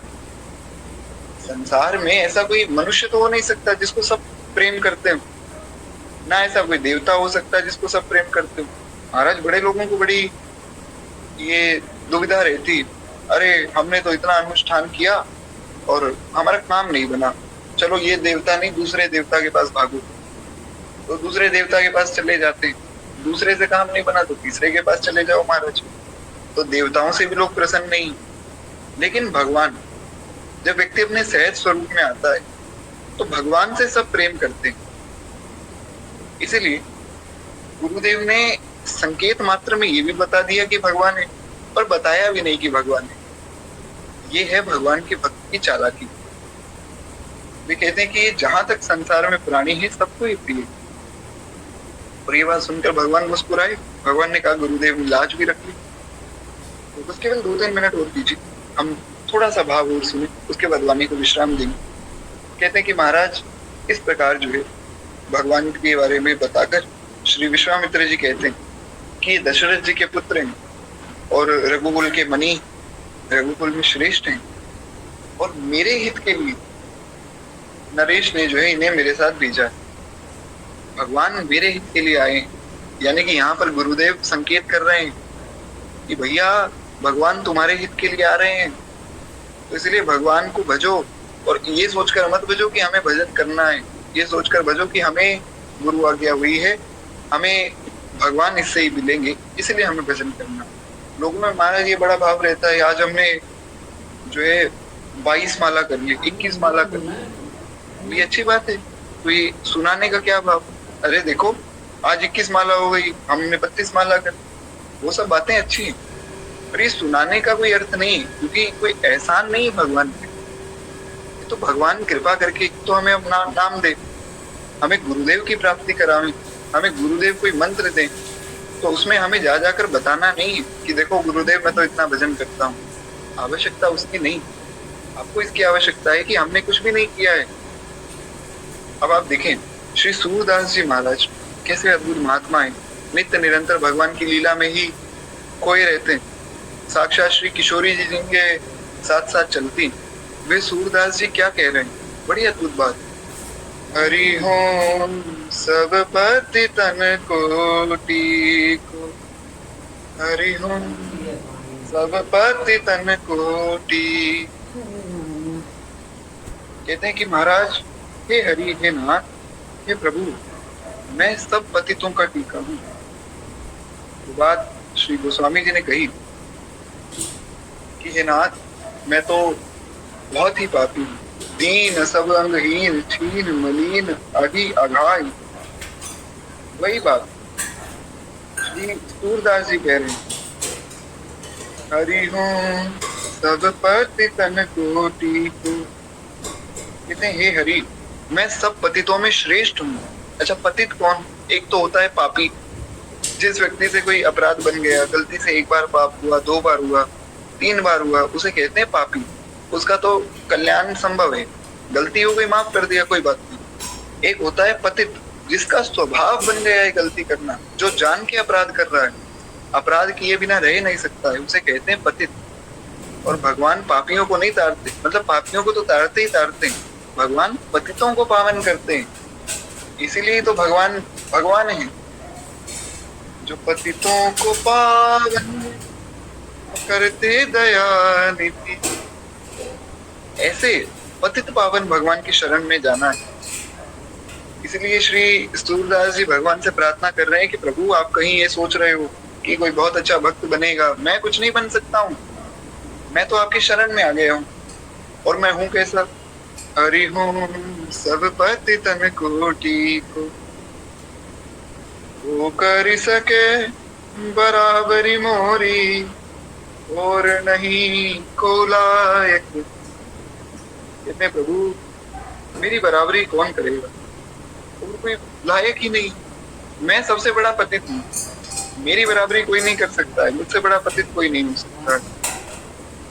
लेकिन मैं ये भी जानता हूँ कि हे नाथ, आप बड़े कृपालु, आप मुझ पर कृपा करेंगे। जो प्रभु अजामिल को दीन हो, तो पाटू लिख पाऊं, तो विश्वास हो मन मोरे, और पतित गुलाम हरि हो सब पतितन कोटि को। बड़ा प्यारा भाव है। श्री सूरदास जी महाराज कहते हैं प्रभु, जो भाव श्री अजामिल को मिला, जो गति अजामिल को मिली, अगर वो आपको मिले, वो मुझे मिले, तब तो मैं मानूं कि कुछ बात बनी। वरना तो महाराज फिर आपका जो नाम है पतित पावन, ये सार्थक नहीं होगा। इसलिए कुछ ऐसा, ऐसी कृपा कीजिए जिससे आपका नाम सार्थक हो जाए। और कितनी सुंदर बात श्री सूरदास जी कहते हैं, वे कहते हैं महाराज, और पतित सब दिवस चारिके, वो तो जनमत ही को हरि हूँ सब पतितन कोटि को। कहते हैं बाकी जो पतित हैं संसार में, वो तो चाहे पतित होंगे 4-5 दिन के पतित होंगे, मैं जन्म जन्म से पतित हूँ। ये प्रभु, मुझ पर कृपा कीजिए, मुझे अपनी शरण में लीजिए, मुझे आपके सिवा और कोई नहीं स्वीकार कर सकता है। जी बिल्कुल। एक बड़ा प्यारा प्रश्न है कि जो पत्नी है उनको छोड़कर बाकी सबको माता जी क्यों कहना चाहिए, इस पर भी हम आगे चलकर चर्चा करेंगे। यार एक बार प्रेम से बोलिए श्री सूरदास जी महाराज की जय। तो श्री गोस्वामी जी कहते हैं कि इस प्रकार भगवान को देखकर श्री जनक राज, विदेह राज जनक बड़े आनंदित, बड़े पुलकित हो गए। कहते हैं कि महाराज, ये रघुकुल के राजा दशरथ के पुत्र हैं और मेरे हित के लिए यहाँ मेरे साथ आए। तो उन्होंने कहा कि इनके नाम बता दीजिए गुरुदेव। कहते राम लखन दो बंधुवर, रूपशील बलधाम, मथुरा के सब साखी चक्र, जिते असुर संग्राम। कहते कि ये राम और लक्ष्मण दोनों ही श्रेष्ठ भाई, रूप, शील और बल तीनों के धाम हैं। दोनों ही रूप से बड़े सुंदर, स्वभाव से बड़े सुंदर, और बल भी इनके अंदर बहुत ज्यादा। और सारा जगत जो है इसका साक्षी, युद्ध में इन्होंने कैसे असुरों को मारा है, ताड़का का वध किया, एक ही बाण प्राण हर लीना, दीन जाने प्रभु निज पद दीना। उसके बाद जो है उन्होंने यज्ञ की रक्षा की, उसके बाद सुबाहु को मारा, उसके बाद मारीच को दूर फेंक गिराया है। उनके रूप, शील और बल को सारे संसार ने देखा। अब यहाँ जो है महाराज जनक आगे पूछते हैं, बस केवल 5 मिनट और मुझे दीजिए, उसके बाद वाणी को विश्राम। महाराज जनक कहते हैं कि हे आपके चुनाव के दर्शन करके मैंने अपने पुण्य का प्रभाव पाया है। और ये सुंदर श्याम और गौर पर दोनों भाई जो है आनंद को भी आनंद देने वाले। ऐसा लगता है कि मानो आज मुझे वो ब्रह्म मिल गया जिसके लिए मैं अनंत जन्मों से जिसकी प्राप्ति के लिए भटक रहा था। कहते हैं कि इनकी आपस की प्रीति बड़ी पवित्र है और बड़ी सुहावनी है। आपस में बड़ा प्रेम है महाराज दोनों भाइयों में। वे मन को बहुत ही प्यारा लगता है और वे वाणी का विषय नहीं, कहा नहीं जा सकता है। प्रेम ऐसा है वो बोला नहीं जा सकता, इसलिए तो गोपियां बता नहीं पाई। बंदगी तेरे बस की नहीं है, यहाँ सर्दे के होते हैं सौदे, आशिकी इतनी सस्ती नहीं है। प्रेम की बातें कही नहीं जाती, प्रेम की बातें तो बस समझी जाती। प्रीति की रीत केवल भगवान जानते। खैर कहते महाराज विदेह जो है आनंद होकर, हे नाथ, विदेह राज जनक जी ने मतलब आनंदित होकर कहा कि हे नाथ, सुनिए, ब्रह्म और जीव की तरह इनमें स्वाभाविक प्रेम है। इन दोनों भाइयों में कैसा प्रेम है, भक्त और भगवान में कैसा प्रेम होता है, ब्रह्म और जीव की तरह। यानी कि यहाँ पर एक भाव ये है कि श्री लक्ष्मण जी यहाँ पर एक जीव की तरह उनको दिख रहे हैं और भगवान तो भगवान की तरह ही दिख रहे हैं। क्यों? इसके पीछे भी एक भाव है। भगवान ये दिखाना चाहते हैं कि भैया तुम एक जीव हो और तुम ये जो ब्रह्म ज्ञान लेकर बैठे हो कि मैं ही परमात्मा हूँ और मैं ही ब्रह्म हूँ, हम ब्रह्मास्मि, ये सब छोड़ दो। तुम मेरे अंश हो और मेरे अंश बनकर रहो, मेरे भक्त बनकर रहो, कल अच्छे में रहोगे। भगवान बनने की कोशिश करोगे तो फंस जाओगे। तो इसलिए वो लक्ष्मण जी को इस प्रकार भगवान ने दिखाया कि देखो ये जीव है, मेरे साथ है, कितने प्रेम से रहता है, और एक मैं हूँ भगवान, इस पर कितना प्रेम करता हूँ, और एक आप हो, आप भी जीव हो, इसलिए जीव बनकर रहो। कहते राजा बार बार प्रभु को देखते हैं और शरीर पुलकित होता है और हृदय में बड़ा उत्साह होता है, बड़ा आनंद राजा के मन में आता है। हाँ, प्रीति की रीति रंगीलो ही जाने, बड़ी प्यारी भाव, बड़ा प्यारा भाव है। प्रीति की रीत तो केवल भगवान जानते हैं महाराज। कहते हैं कि महाराज इस प्रकार जो है भगवान की प्रशंसा करके दोनों हाथ जोड़ के मुनि को सिर नवाकर राजा ने जो है उनको नगर में लेकर गए, अब जहां पर रहना था। कहते हैं एक सुंदर महल जो सब समय सुखदायक था, वहां राजा उन्हें ले गए और वहां उन्हें ठहराए। कहा कि गुरुदेव, किसी प्रकार की कोई आवश्यकता हो हमारी, आप आज्ञा कीजिएगा, हम यहाँ प्रकट हो जाएंगे। रहने के लिए सब सुंदर व्यवस्था है, खाने पीने की सब सामग्री यहाँ पर सब व्यवस्था यहाँ की गई है। तदंतर सब प्रकार से पूजा और सेवा करके राजा जो है विदा मांगकर पुनः अपने घर आ गए। और रघुकुल के शिरोमणि प्रभु श्री रामचंद्र ऋषियों के साथ भोजन और विश्राम करके भाई लक्ष्मण समेत बैठे। और उस समय जो है प्रहर भर का दिन रह गया। अब यहाँ से भगवान जो है आगे बढ़ेंगे और मिथिला नगरी में फिर भगवान भ्रमण करेंगे और उसके बाद भगवान जो है पुनः फुलवाड़ी में जाएंगे। वो सब कथाएं हम आगे सुनेंगे। बड़े प्यारे प्यारे भाव हैं। कोई आया सखी फुलवरिया में, जैसे जादू है उनकी नजरिया में।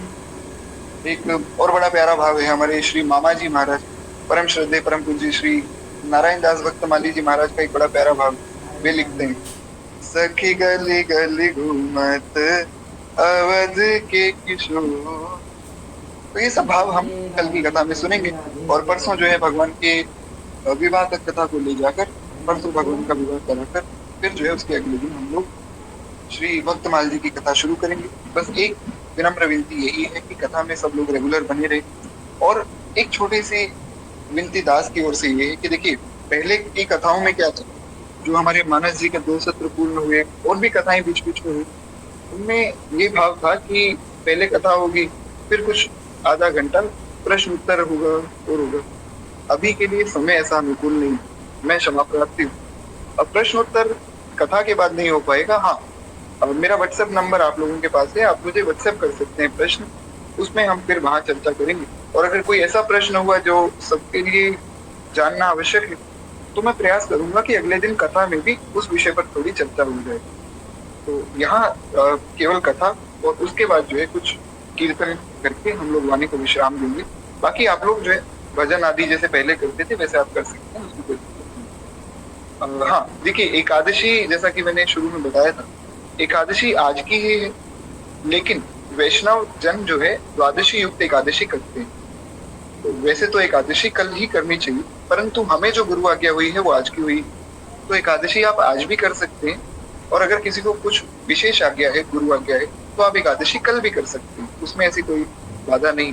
और अगर कोई किसी संप्रदाय से अभी नहीं जुड़े हैं तो भी कोई दिक्कत नहीं, तो आप आज एकादशी करेंगे तो भी अच्छा है।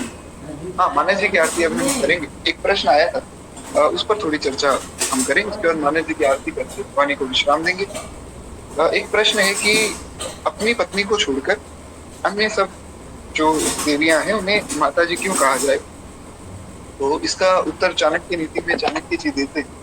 वे कहते हैं कि देखो, जो अपनी पत्नी उन्हें छोड़कर अगर आप सब स्त्रियों को माँ की दृष्टि से, या माँ की दृष्टि से नहीं तो अगर कोई छोटी कन्या है तो उन्हें अपनी छोटी बहन की दृष्टि से देखेंगे या अपनी बड़ी बहन की दृष्टि से देखेंगे, तो उससे क्या होगा कि आपका भाव नहीं, आपका अंतःकरण जो है वो बड़ा पवित्र रहेगा। ये कलयुग जो है ये सबको महाराज उलझा देता है।